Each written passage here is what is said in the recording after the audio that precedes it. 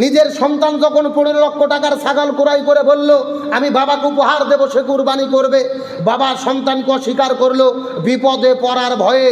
আমরা তো হাদিসের মধ্যে পড়েছি কিয়ামতের ময়দানে যখন বিচার শুরু হবে, সূর্য যখন মানুষের মাথার উপরে চলে আসবে, সন্তান পিতামাতার পরিচয় দেবে না, পিতামাতা সন্তানের পরিচয় দেবে না, স্ত্রী স্বামীর পরিচয় দেবে না, স্বামী স্ত্রীর পরিচয় দেবে না। এই হাদিস শুনে খটকা লেগেছে, ভালো বিশ্বাসও হয়নি যে সত্যি সত্যি কি এমন হতে পারে। আজকে প্রমাণ হচ্ছে হাসর হওয়া দরকার নাই, এই দেশের ভেতরে বিপদে পড়লে বাবা তার সন্তানকে অস্বীকার করে। ঢাকা শহরে একটা শিল্পপতির ছেলে, রাজস্ব কর্মকর্তার ছেলে, নাম হলো ইফাত। কুরবানির 3 দিন আগে একটা ছাগল ক্রয় করেছে 15 লক্ষ টাকা দিয়ে। একটা ছাগলের দাম 15 লক্ষ টাকা। মিডিয়ার মধ্যে যখন তোলপাড় হয়ে গেল, হইচই সৃষ্টি হলো, এত টাকা সে পেল কোথায়? 19 বছরের যুবক 15 লক্ষ টাকা দিয়ে ছাগল ক্রয় করলো, জানি না আর বাড়িতে কত কোটি টাকা আছে।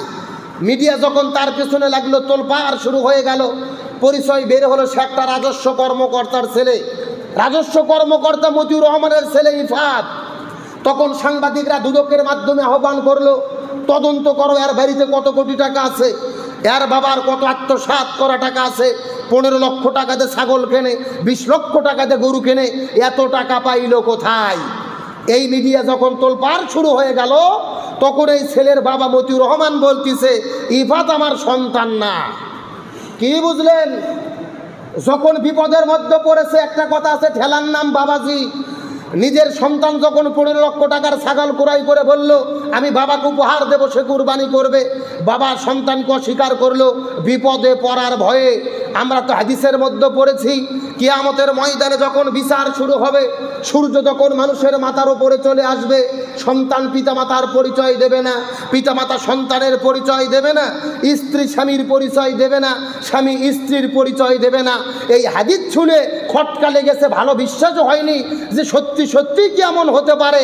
আজকে প্রমাণ হচ্ছে হাসর হওয়া দরকার নাই, এই দেশের ভেতরে বিপদে পড়লে বাবা তার সন্তানকে অস্বীকার করে।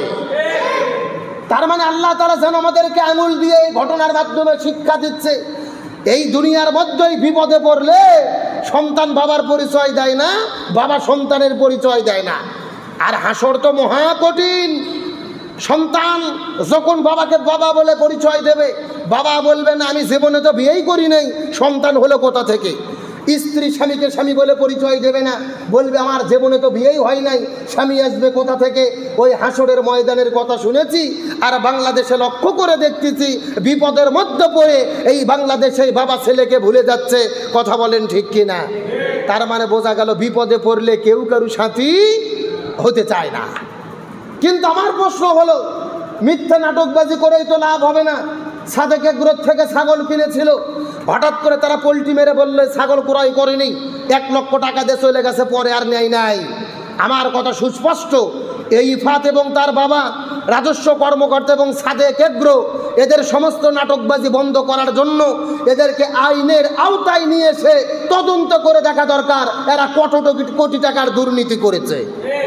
আমার দেশের টাকা, আপনার টাকা, আমার টাকা, আমাদের ট্যাক্সের টাকা তারা কোটি কোটি টাকা চুরি করে বিদেশে পাচার করে, বেগুন পাড়া তৈরি করে, কোটি টাকা দিয়ে, লক্ষ টাকা দিয়ে 15 লক্ষ টাকার ছাগল কেনে। আপনাদের কি মনে হয় 15 লাখ টাকা থেকে হালাল টাকা উপার্জন করে ছাগল কেনা কিনা সম্ভব? হালাল টাকা দিয়ে তো লক্ষ টাকারই কুরবানি কেনা সম্ভব নয়। এত টাকা তারা দুর্নীতি করেছে। আজকে 20 লাখ 30 লাখ টাকার গরু কুরবানি হয় মানুষকে দেখানোর জন্য না। আপনি 20 লক্ষ টাকার একটা গরু কুরবানি না দিয়ে 20 লক্ষ টাকার 20টা গরু কুরবানি দেন, গরিবরা গোস্ত বেশি পাবে, তারা লাভবান হবে। আজকে আমরা 2 লাখ টাকার ছাগল কিনি, কি দরকার? আপনি 20,000 টাকা করে 5টা ছাগল কেনেন, 5টা কুরবানি দেন, গোস্ত বেশি হবে, গরিবরা লাভবান হবে। কিন্তু এদের ধান্দা না, বড়টা কিনবো, মিডিয়াতে প্রচার হবে, আমি ভাইরাল হয়ে যাব। তার মানে এটাকে আল্লাহর জন্য নাকি লোক দেখানোর জন্য? একটা কথা ভালো করে বুঝবেন, লোক দেখানো ইবাদত আল্লাহ তাআলা কবুল করে না।